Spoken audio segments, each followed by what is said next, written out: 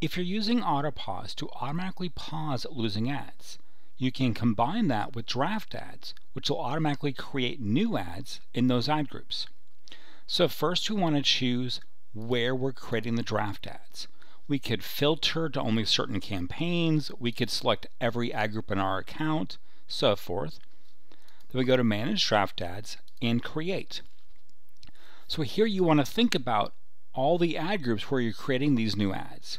If you've selected every ad group in the account, then you may want to look at headline 1 and think we've created headline ones that are relevant to the ad group, so let's just inherit that from either the loser ad or the winning ad. So we can inherit certain lines and then only create new lines that we want to test.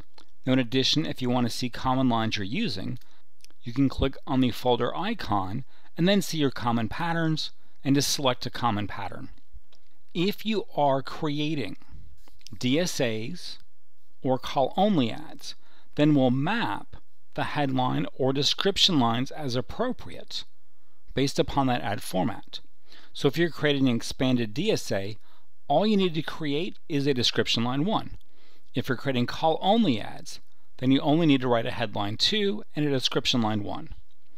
Then once you've created the ads, you can save them.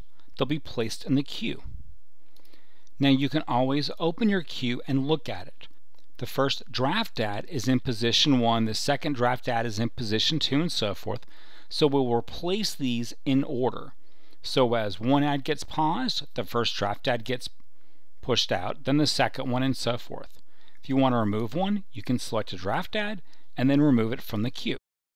And then in addition, you can always select various places and mass create or mass delete your draft ads.